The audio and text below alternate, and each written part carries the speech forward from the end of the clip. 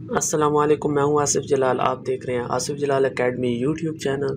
आज हम 9th class computer science का टॉपिक कवर करेंगे, डिफाइनिंग कैंडिडेट सॉल्यूशन, और इसके बाद सिलेक्टिंग द बेस्ट सॉल्यूशन। सो ये दो टॉपिक्स हैं जो इस वीडियो में हम कवर करने जा रहे हैं। अगर आपने अभी तक इस चैनल को सब्सक्राइब नहीं किया है तो इस चैनल को लाजमी सब्सक्राइब करें, क्योंकि ये चैनल आपको 9th की कंप्यूटर साइंस, मैथ और इसके अलावा मुकम्मल स्टडी प्लान आपके सामने लेकर आता है, ताकि आपके लिए पढ़ाई करना और अच्छे मार्क्स लेना इजी हो। सो चलें स्टार्ट करते हैं आज की वीडियो। सबसे पहले है defining candidate solution. So candidate solution क्या चीज़ है? कैंडिडेट का जो लफ्ज़ है उसका मतलब होता है स्पॉन्टेनियस एंड अनप्लान।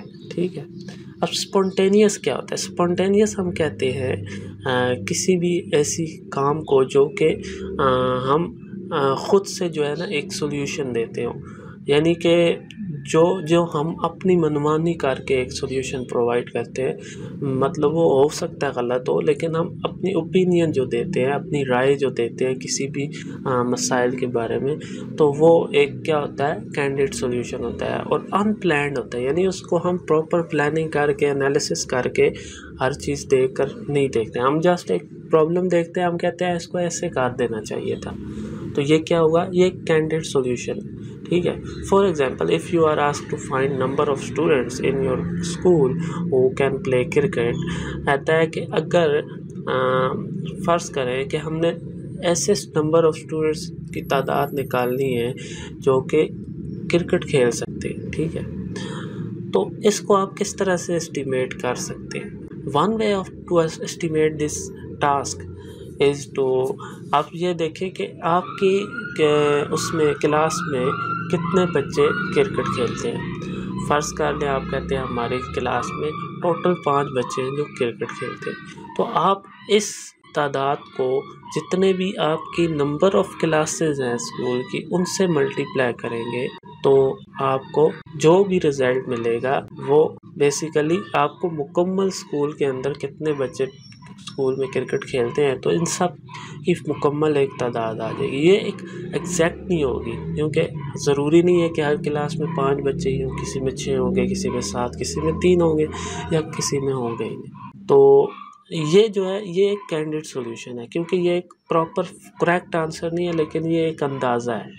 ठीक है, हम हर रोज़मर्रा ज़िंदगी में अंदाज़े लगाते रहते हैं, ये भी एक अंदाज़ा है। ठीक है, कैंडिडेट सॉल्यूशन हमारा वक्त बचाता है, क्योंकि इसमें हम एक अंदाज़ा लगाते हैं और चीज़ को एक्सप्लेन कर लेते हैं, तो ये एक हमारा जो है वक्त बचा लेता है। ठीक है, याद रहे कि जो कैंडिडेट सॉल्यूशन होता है वो हमारा एक्चुअल सॉल्यूशन नहीं होता है, तो ये जस्ट एक अंदाज़ा है, तो दैट्स इट। अब इसकी एक्टिविटी इन्होंने एक दी है, your task is to find average height of your class fellows, give a candidate answer and also the method to find the exact solution. So आपने क्या करना है, आपने अपनी जितनी भी पूरे क्लास की तादाद है उसकी एवरेज हाइट बतानी है कि आपकी एवरेज हाइट कहते हैं एक मतलब मीडियन, मतलब ज़्यादातर लोग इतनी हाइट के हैं, वो एवरेज हाइट होती है। तो ये भी एक कैंडिडेट सॉल्यूशन, इसका एक कैंडिडेट सॉल्यूशन प्लान करना है और आपने देना, ये एक एक्टिविटी है।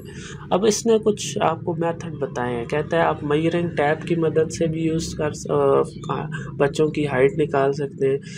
एक और तरीका, ये तो एग्जैक्ट आपको रीडिंग देगा ना, तो एक और तरीका क्या है कि आप कोई ऐसी चीज़ ले लें, जैसे बुक ले लें। अब एक बुक ले लें, उसके हिसाब से आपके जो है ना ऊपर रख कर एक बच्चे की हाइट निकालें। फ़र्ज़ कर लें एक बच्चे की हाइट, एक बुक के 4 बुक्स ऊपर नीचे रखें, तब जाकर उस बच्चे की हाइट पूरी होती है।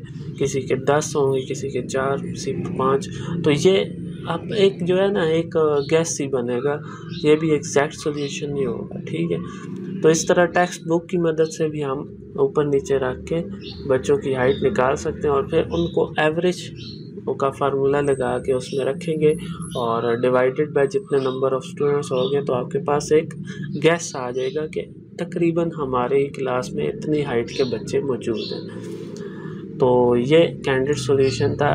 बहरहाल ये इतना इम्पोर्टेंट कंसेप्ट नहीं है कैंडिडेट सॉल्यूशन, ना ही ये इतना ज़्यादा यूज़ होता है इंडस्ट्री में।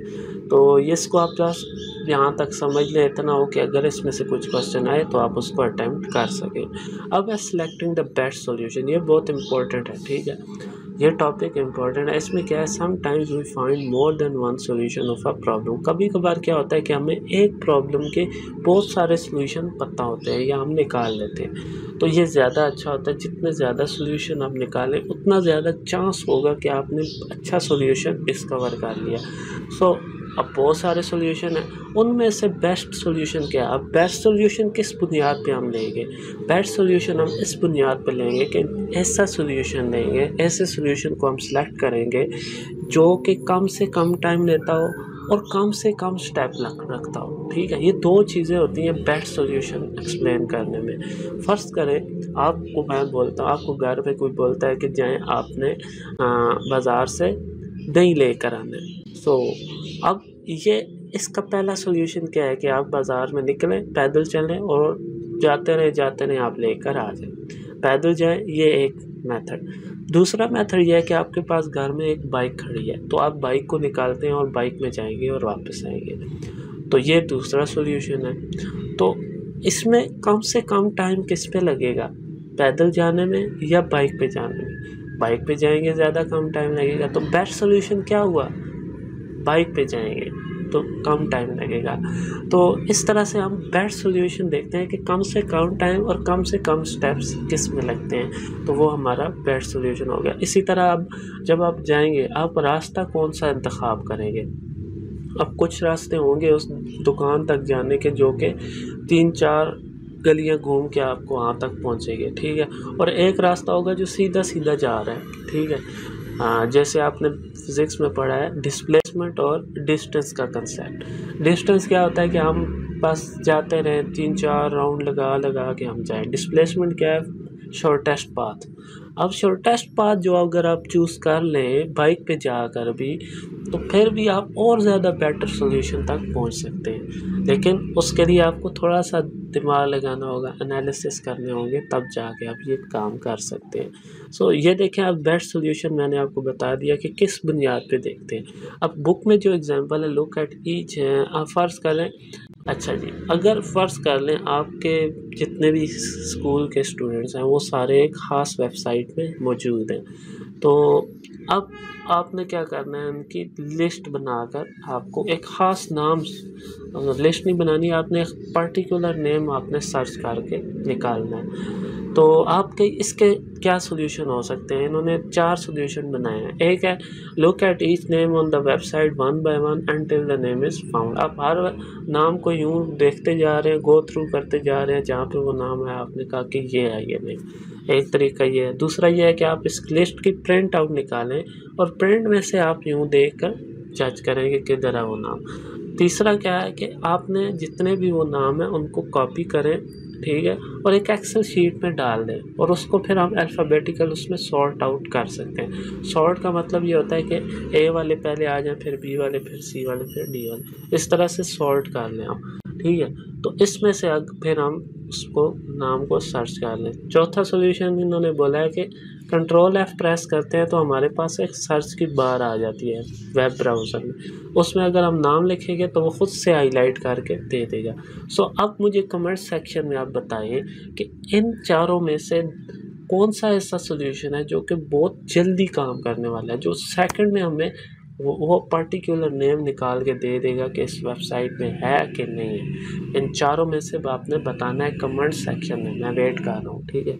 There can be other solutions as well. No, ये कहता है और भी बहुत सारे सोल्यूशन है, इनमें से द बेस्ट सोल्यूशन जो भी है वो आपने चूज़ करना होता है। ये होता है बस बेस्ट सोल्यूशन निकालने के लिए टाइम एंड स्टेप्स, ये दो चीज़ें कम से कम लगती हों तो आप उसको बेस्ट सोल्यूशन कहते हैं। तो इन 4 सोल्यूशन में से कौन सा ऐसा सोल्यूशन है जिसमें वक्त भी कम लगेगा, स्टेप्स भी कम लगेंगे और हमारा काम हो जाएगा, कमेंट्स में बताएं। नेक्स्ट वीडियो में इंशाल्लाह फ़्लो चार्ट डिस्कस करेंगे। तब तक के लिए आसिफ जलाल को दीजिए इजाज़त। अल्लाह हाफ़िज़, अस्सलामु अलैकुम।